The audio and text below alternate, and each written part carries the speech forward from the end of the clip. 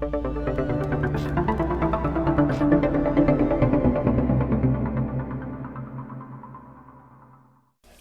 back to our procedural modeling introduction. And this is the Houdini file that you're going to be opening for this section. It doesn't have the version number on it, so pick the latest version number. This is our Houdini procedural modeling overview. So it's not a detailed step-by-step tutorial. It's just an overview so you can see what's coming. It's looking at the big picture, and it's a time for you to take a lot of notes. You're going to be running into these terms later on. So this is a chance for you to keep your hand off the mouse and your hand on the pencil.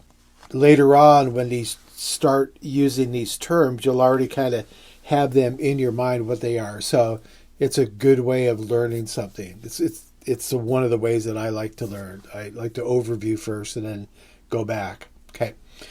As we talked about in the last lesson, section A of this procedural modeling part, we talked about using the correct scale of measuring a can, getting that correct. And so in this part, we're going to be talking about the geometry modeling, the actual nodes that get used. And as I said, I'm not going to build the file for you. I'm going to show you the way that I built it. And with Houdini, I may do it differently tomorrow or this afternoon. As there are many ways of doing something in Houdini, I could do it differently on a different day, or if you see somebody else do it. And one of the overall consideration is what level of detail do you need. So because this is an overview, we're not going into painstakingly accurate detail from a super close-up camera, which you'll see in the render. So after we go through the modeling part, the next part will be looking at camera and lighting, looking at materials, looking at animation, looking at rendering and compositing. And so I'll break those down into a separate video for each one so that you can go back to the video that you want when you're reviewing this later. So this is the can that we're modeling, and in some of the other renders that you've seen, I've made some slight changes.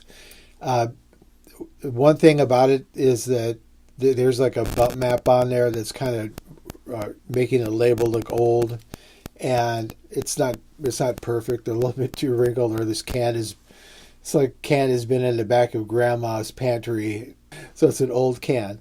But the metal part on the top and the bottom, there's no bevel rounding on it, so that's can be improved. There's a lot of things that can be improved about the way this can looks. But as I said, it's just an overview. The other thing is the basic rendering setup, where I rendered the can, I rendered the background separately, and then I rendered the shadow separately. So this is 3 different layers of rendering. So we're going to go over that part. And then there's a slight animation on the project too. But this is the original can that I had, and they're all exactly the same. And so computer graphics is really good at making things look perfect.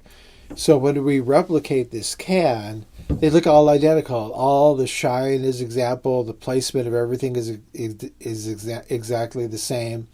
The rotations are exactly the same. It's like the perfect set of cans put on the shelf by the perfect grocery boy. This is the animation I set up for this particular file that it kind of moves in. A very simple camera rig. So I'll show you how to set up this camera rig. And also when I broke down the rendering, the can got rendered at full HD. So we're looking at HD here. So the background got rendered at a very low resolution. I think it did it at 1/10. And the shadow got rendered at like 1/2 or 1/4.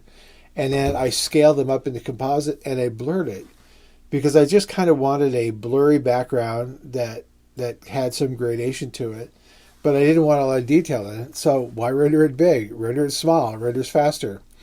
And in the shadow, I want a little bit more detail in the shadow, but it doesn't have to be super precise. This is for visualizing my can, to show my can off. Now, if this were a client and I was doing things for a client, going to be something get broadcast on air, web advertising or whatever, then I would definitely resolution up things, but I would also add all that other detail into the can. So it's not that. We're not after a perfect, beautiful render. We're after a show you the process. And so now the operators that are going to get used, we'll get into this in a little bit. And so you may want to pause the video and jot these down. But just to have them in your notebook as important operators to use. And so these are all listed alphabetically. They're not listed in the way that I added them. And as I told you, if I did this tomorrow, I might do it differently. But these are some of the, I would say, important operators for building a geometry like we did. Well, after all that hot air of me talking, let's get into the file. Now, I've opened up the file. The file that I've opened up has that same name I told you, but we're on version 11. The latest version that you may get might be a little bit different, and that's going to be true through all the course, but the rest of the name will be the same. It just might be a different version number. So, we're looking at Houdini. I got my desktop set up just like you were supposed to.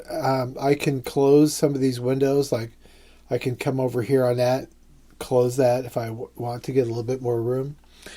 And I got some notes in here, and I might be adding more later. I'm just reminding you this is a big picture overview, and we're going to go through several things. This one is the modeling part. Okay, now all the modeling happens in this guy right here, GeoTinCAD Factory. And I call it a factory because it's like a little assembly line for making the can. And if I double click to go inside, and I can middle mouse scroll out, I can see all these nodes. And the order of everything is important, or I try to make the order efficient. So at the very top here, we're looking at the tube. And I got the dimension set correctly according to the numbers that we calculated earlier. And I'm going to go over to the right here, and I can see I got this node called Prim Point Color from Bounding Box. And so this is an attribute wrangle node, and it's used for doing very simple coding called snippet code, where you just use the basic VEX language, VEX, for calculating things. And one of the presets on here, they go over this little node over here, it says color from bounding box. And all I did is click that. And I get this relative color. Now, a bounding box is, we can see it visualized up here. If I go up to this display, wireframe bounding box. And so a bounding box is any box that surrounds the entire object.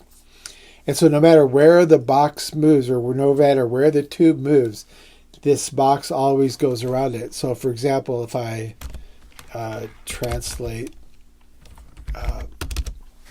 and we'll be using this an awful lot in the future. So even if I rotate I'm going to turn the template on, which is that guy. So even if I, let me template this guy. Okay. So if I rotate that, the box still stays the same. Now, so it's interesting here to note is that I'm looking at the blue. So the blue flag, the outside blue flag, is the display flag. The template, it's not the purple. It's the very thin magenta. That's a template. So we're looking at the bounding box, but we're displaying the template. And the inside flag is the render flag. So we can go over here, flags, render. And so typically these go together. At times when they don't is that if I have a very complicated geometry and it just takes the viewer too long to display, I may set another node to render, but I'm going to look at a simple version of it. So when I look at it, I can move around in the viewport quickly. It updates correctly. But then when I want to render the full thing. And so the purple flag will be the separate node that gets rendered. We'll get into more of that later. Don't worry. There's times for to use it. So anyway, this bounding box display. So I'm going to just turn off that node. That's that lock or bypass node. Other nodes on other information on here. This information we'll be using this a lot to get information on the number of points, the primitives. Primitive is like in Houdini, it's like a word for polygon, or you could say faces. Polygon is also another word for faces, if you're using Maya terminology. The points are the 3D XYZ points. I think Maya calls them vertices or vertex or whatever. And then vertices are the connect the dots. How do you make a polygon? You make a polygon out of 4 points. You go 0, 1, 2, 3. Those are the vertices. And so there's always more vertices than there are points. And then there'll be attribute information on here. And we'll get into more of this later. But this information box will be used a lot. Okay. And so I can bypass this node. Oops. If I want to cut a node, I can hold down the Y key on the keyboard and then slice, and then I can rewire that over. And one nice thing about Houdini is that sometimes you can leave nodes hanging around like this. Typically, if I have a node hanging around and I don't want to use it, I'll color it black. But maybe I still want it there for a reference for something. Okay, so now I'm back here. I'm going to go back to the display of wireframe, and it's coloring all the points. And so my points are colored. They're being colored by this expression down here in my wrangle node. And so it's changing the CD attribute. Remember, this is an overview. We're going to get into each one of these in more detail later. So the color of a point or a polygon can be defined by this attribute called CD.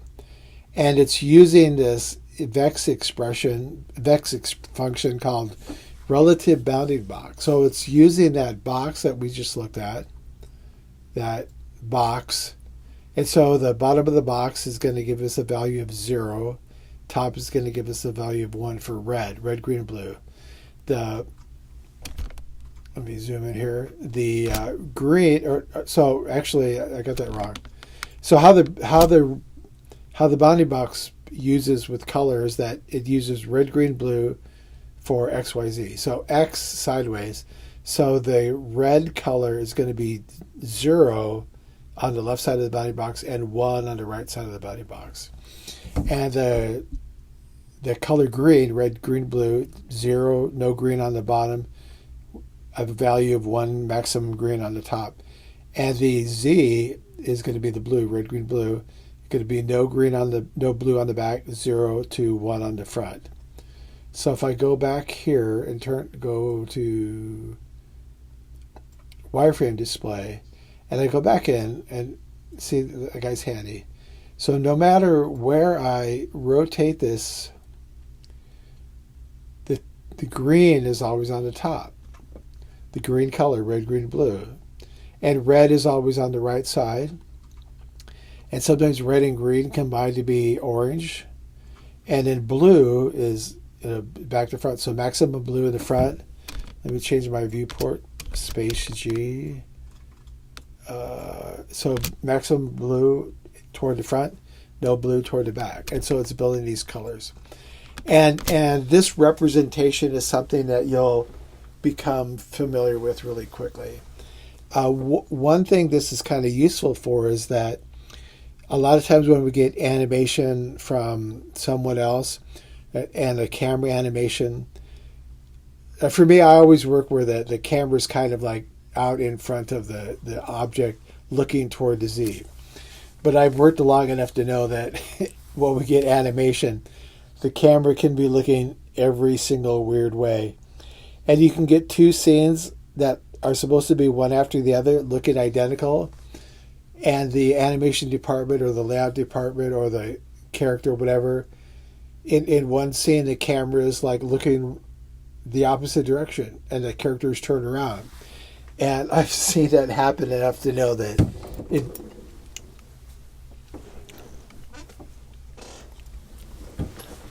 I've had that happen to me enough to know that it drives me crazy. But being able to put a node like on this to see the color on it is an easy way to visualize, what's facing which direction. And maybe that's a little bit of an advanced thing. So I'm going to turn that off. So now this is giving me this color. So red, green, and blue. It's this, if you want to know, this 0 on here means input 0. So this node has 4 inputs on the top, and that one's 0, 1, 2, 3, 4. So it's looking at input 0, and it's looking at the position, which is P, X, Y, Z. So now if I open up the geometry spreadsheet here, I can see I got this position X, Y, Z, and I get this CD, red, green, and blue. And so it's creating this red, green, blue. If I bypass that node, I can either click that button or click that arrow, click that one. It turned it off. So now I only have position. And now I have position with color. So it's just adding that color. And we can use that color for different things. So I can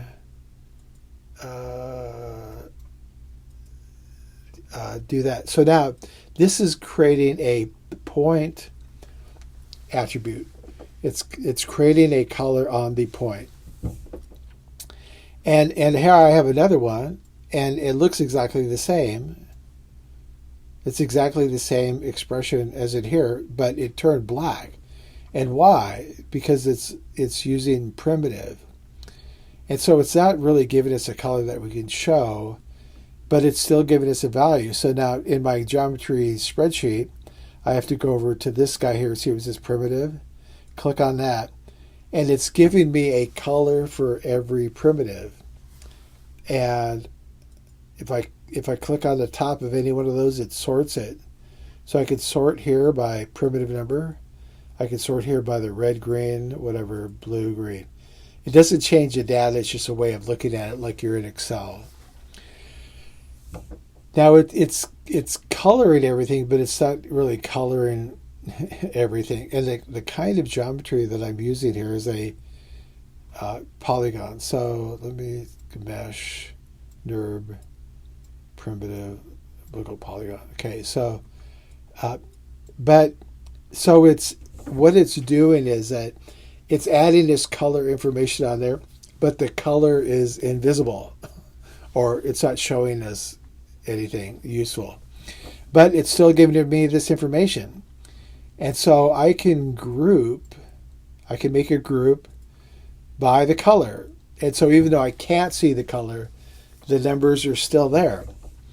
And so I have this nifty group expression where I make a group. So now in Houdini, a group is not a collection of objects or nodes or whatever. A group is either polygons, primitives, points, vertices, edges.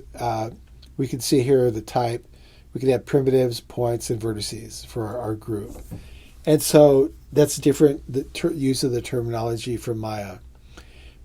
So now I made a group, and I told this group that if the green color, so remember green is vertical, red, green, blue, X, Y, Z, so green is Y. And if the green color is greater than a value of 0.95, or the green color is less than a value of 0.05, it's in the group. Okay. And so how do I know how to do that? Because I've been doing this since Houdini version 1. Okay. But I kind of learned this by looking at other people's Houdini files and help files and example files and reading the help notes. So get that.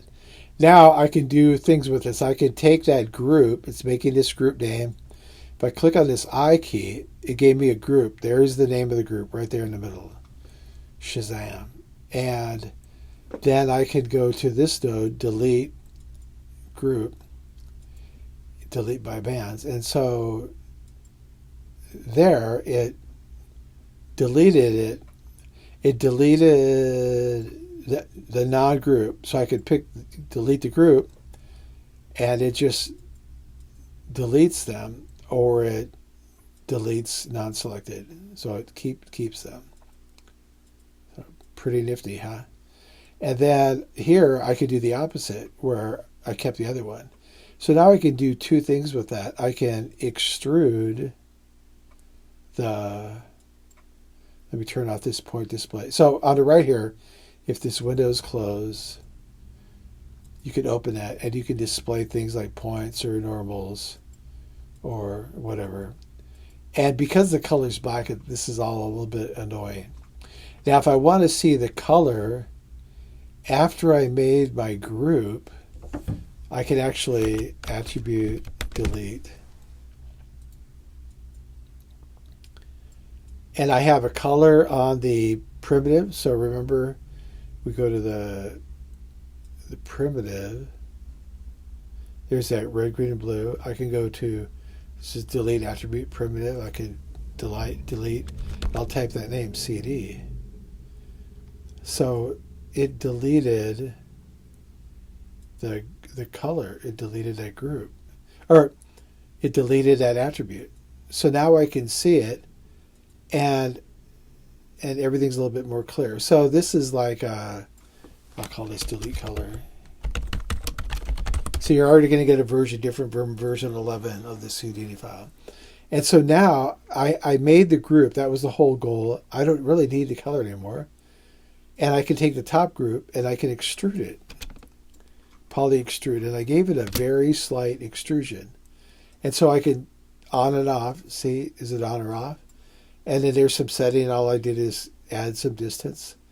And then this one is a group label. So I use a group node. And all I want to do is make a group where later on I can assign a texture called a label. And I want that label to be just a little bit thicker because it's going to be, it's not the metal of the can, it's the label on the can. So I'm going to make it ever so slightly larger. So peak will do that. Peak moves a point along a perpendicular to the surface by the normal. Got that? Peak will move a point perpendicular to the surface by its normal. So this is the normal. They're all, and if I hit the D key, I can go to guides. This is guides. Scale normal. I could scale that normal smaller. Maybe even smaller yet. Okay, hit the D key to make that window go away. Okay, so it's moving the point along the normal ever so slightly as a label sits on the edge of a can. And then I have my metal can here that I made. And then I put the label, so that's got this has got the inside of the can, not the outside of the can, and I merge that together with the label. Okay. So you can see as an introduction, just this part here. Well, how do you learn how to do that? If I come over here to Houdini, I hit the tab key, and I go to all, and I get like, look at all these operators. Scary stuff. There was one time I made a Houdini class, an online class, where I went through every single operator. That was for the geometry part. I went through every single operator, and then like 6 months later, they had a whole bunch more.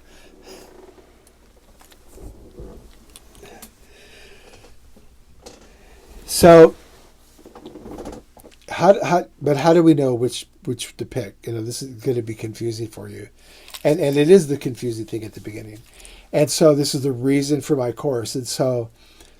This section is just like a general overview. Then I'm going to go over the top level nodes in Houdini. That's the next lesson. And then I'm going to go over, the next lesson is going to be the top 10 geometry nodes. So of all these nodes that I just scared you with, what are the top 10? And top 10 isn't what it used to be. Like when I did top 10, there was actually top 10. But now there's all kinds of stuff in there. And very special things. You can see over here there's these purple for feathers. So it's all specialized VBD, specialized. And so my top 10 operators, now is going to become like top 10 concepts. And so, but it's because some nodes do a similar thing, so it's easy to call it concept. And but what are the ones that are essential for you to know? And so as I show you those top 10 nodes, each node gets used with another node. So top 10 actually means like top 30, because you have one node, which is one of my top 10, but it actually gets used with other nodes. Because remember, we're created a factory and all these guys work together. And remember, it's a visual history. So I'm doing all these things. And the cool thing about this is that, like this is the ultimate undo. I want to go back and fix this. Say I want my poly bevel. Well, I don't like it that small. I want it to be like, honking fat. So I can do that. And if I want to undo that, there's a undo history. Undo history. And you can see here, the last thing I did was parameter change. I changed that distance parameter down in that node. And so I could pick that. Now I can't go in and cherry pick like that, like, the ultimate undo. But if I click undo here, then it adds those to my redo. So I could redo those. And like any undo redo, they disappear quickly. So now I'm back to my correct bevel size. So now I'm back to my correct extrude size. So now I'm not going to go through all of this, but I'm going to kind of show you when I built the rest of the can. I went through here, like I picked groups of things, and I used that color. So I'm using that color again to pick just the top ring, and then I make an edge. So I took those and then made a add for a group, delete along top. If I hold down the W key, sometimes you get smoothing. So it took that part, created a top, and then deleted everything that wasn't in the top, and then opened it so that it's, instead of being a closed top, it's an open top. And then I copied that to give it an inside. And so I'm kind of using all these nodes to do the steps you would do in modeling. I got to do this in modeling, this in modeling, this in modeling. And this is kind of how Houdini works. I delete the outside edge. I delete the inside edge. The inside edge, I'm going to do something to it, do something to it, do something to it. I'm going to put those all together. So now I have all those individual edges, and then I'm going to skin them. And so now it's a surface, and then I reversed it so the polygon order is facing in and out.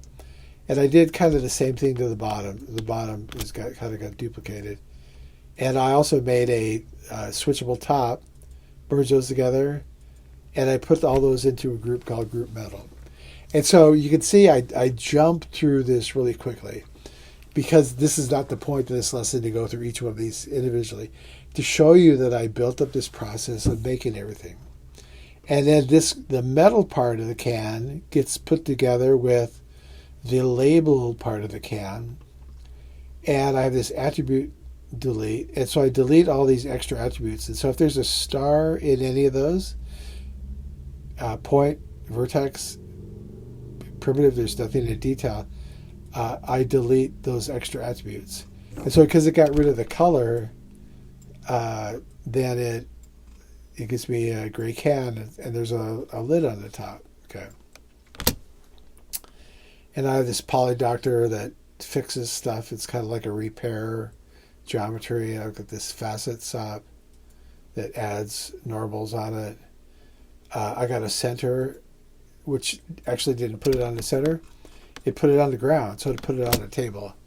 And let me rename this. I'm going to call this put on the table. And when I work, I like working with things that are sitting on the table. So I did this a little bit late in this session. I usually do it straight off the bat, but because we're building this symmetrical can, I got the top and bottom made. It just made it sense. If I build the top, then I could flip to get the bottom. And then I can do this, put it on a table. So now it's sitting on the ground. And for me, that's very important because things are, a lot of times students build objects that are floating in space. And they have to sit on something or be connected to something. And how I connect things is let's say I make I had a student make put a toaster on a table. So you make the toaster, the bottom of the toaster sits on the base ground. And you make the table sits on the ground. And then later you move the toaster to sit on top of the table. And so some people will model the toaster so the toaster is sitting modeled in the middle of the air with no table there. And later on they say, well, change the size of the table. Well, in Houdini, we have a way of, if we change the size of the table, the toaster is going to automatically move to the table. Okay. So now I got this, and then I put a bevel on it, and it's ever so slight, and the distance is really small. And if I bypass that, turn it on and off, you could barely see it, but it's there. Wireframe. And so maybe I want my poly bevel to be a little bit larger. Well, that was way too much. So 0.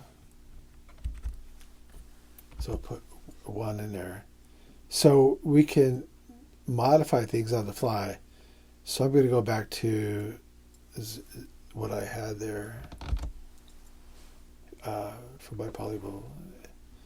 Now, because I put a bevel on everything, every single thing got a bevel on it, so it could be way too much. Okay, so poly bevel. Okay, now to make sure that I can go back to my undo history, and I'm going to go back to clear selection. Undo. Okay, so now I'm pretty back. Yeah, I'm back to where it was. Okay, not too big, not too small. And then I add UV coordinates on it, and I'm UV so the texture will fit correctly. And I'm using a cylindrical projection, and I'm only doing it on the group label. So somewhere in the world, I made a group called label. So if I go up here to my label, group label, there it is. So my group label is getting used to assign the cylindrical UV textures just on that label. And because it's using that group, it fits the label exactly to the group. So even though this geometry is a little bit larger, the UV coordinates are just getting plastered on the label. And there's this little checkbox on here that I don't know why it's not on permanently. It's called fixed boundary seams.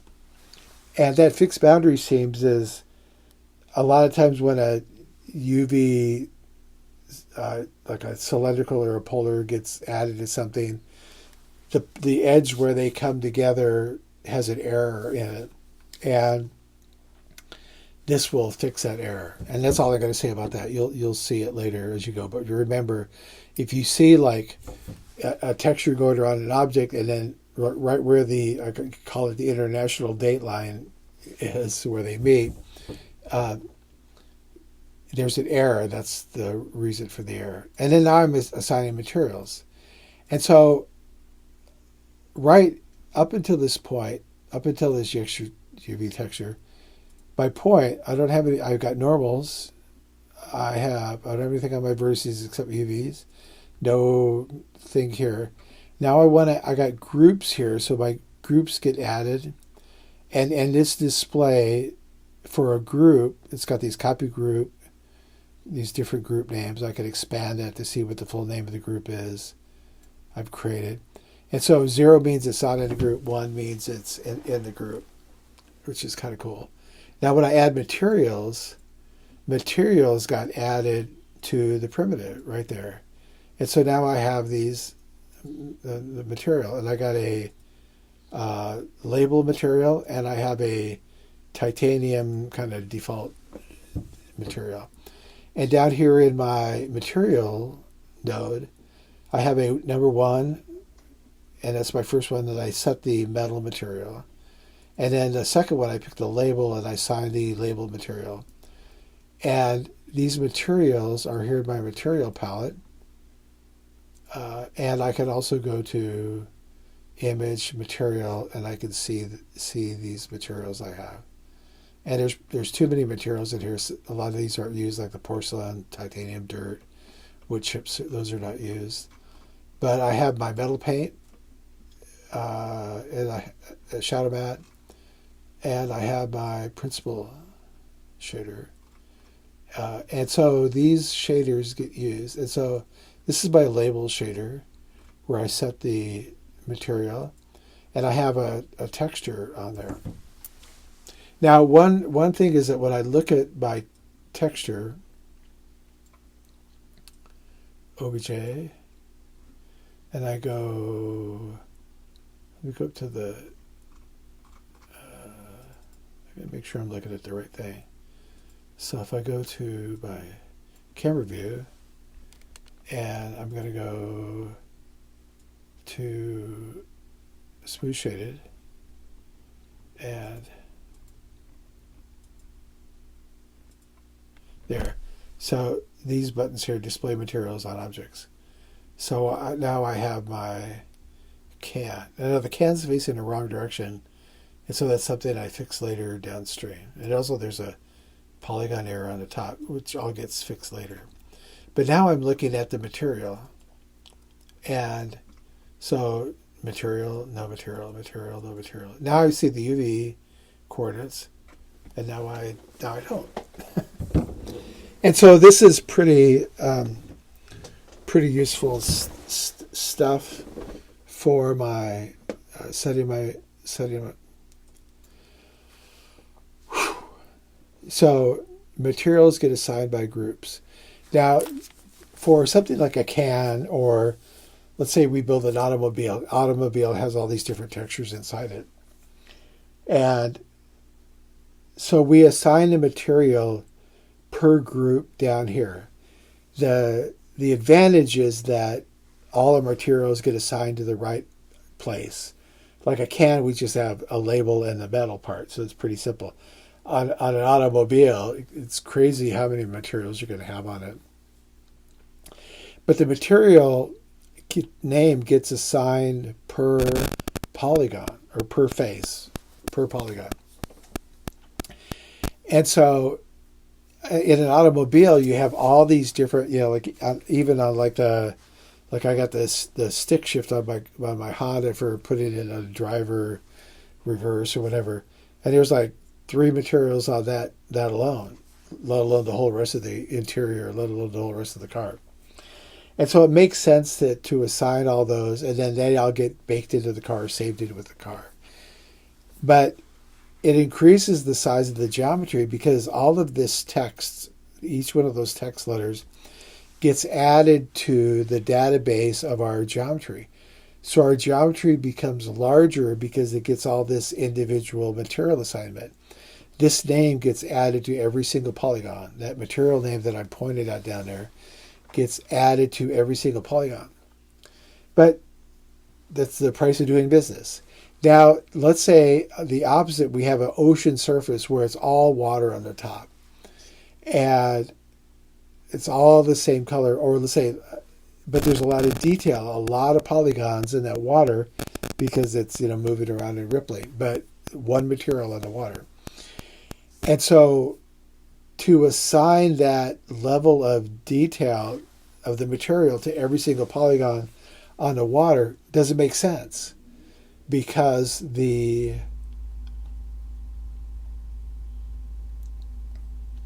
doesn't make sense because every polygon then has that information where it's all identical. So why don't we have one place to save it all?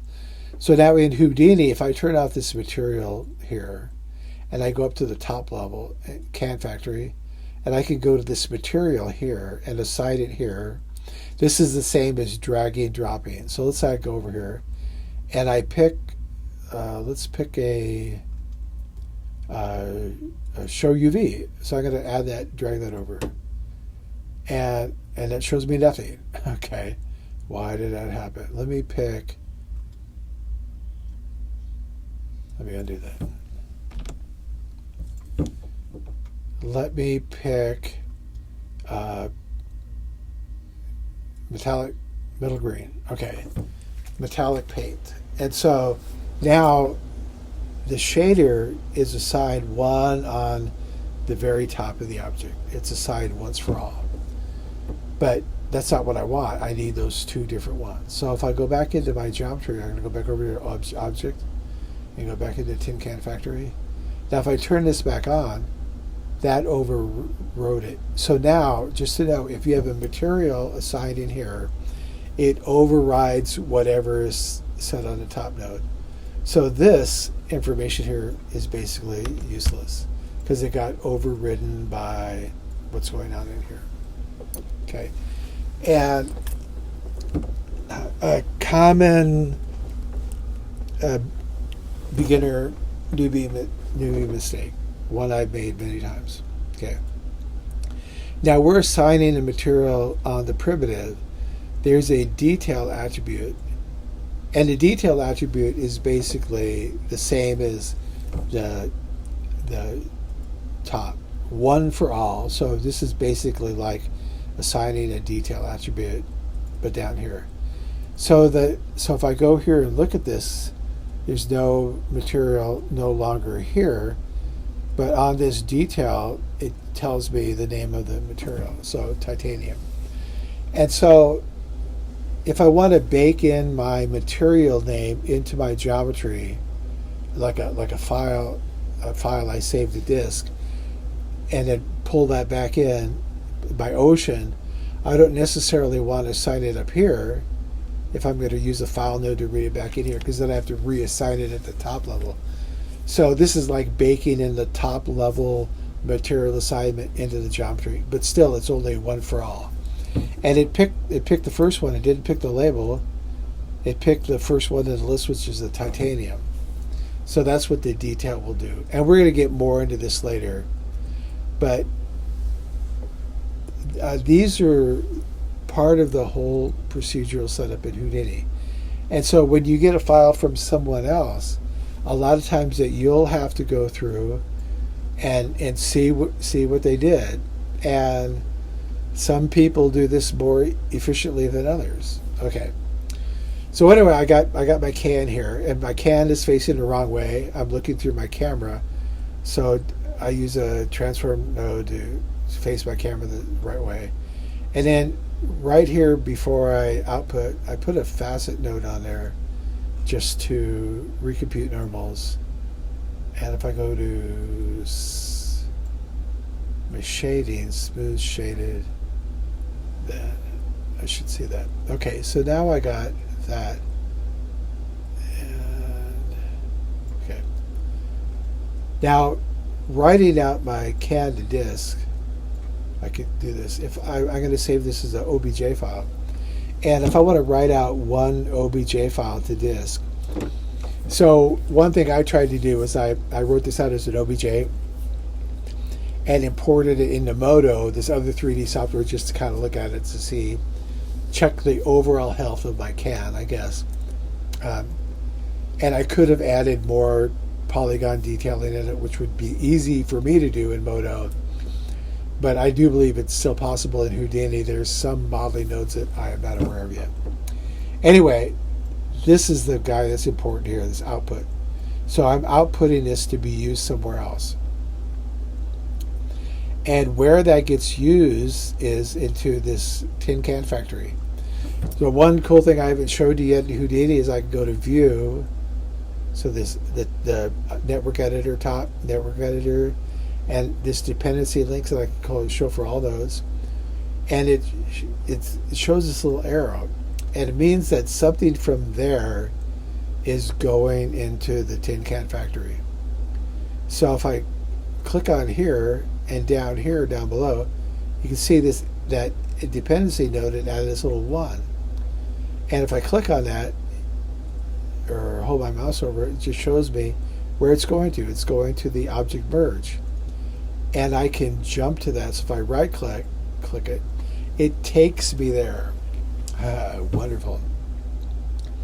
And so this node, so now it's reading that node, that can factory out single. This object merge is pulling that in. Now the object merge is a interesting, strange bird, and we're going to talk a little bit more about that, what it can do later. But just as a footnote is that you always want to have this set to end of this object, because that's what I use it for 90% of the time, 99.999% of the time. And there are cases where I've had to turn this off, but that I make that by default. Anyway, so this node here, render, this is what I'm going to render. So I'm not going to render this guy. I'm going to render this. And remember when I told you the materials are baked in? So now I don't need a material there, and I don't need a material there. The material is saved with the group. So if I go down here to this list, I can Excel like moving around. The material is already saved in the file. So you can say it's baked in. Now, ideally, I would save this file to disk and then read it back off of disk before I render. But I'm not going to do that. But I'm just showing a can factory. So I know I went through things quickly. I skipped over a bunch of stuff. And I don't apologize, because we'd be here all day if I did that.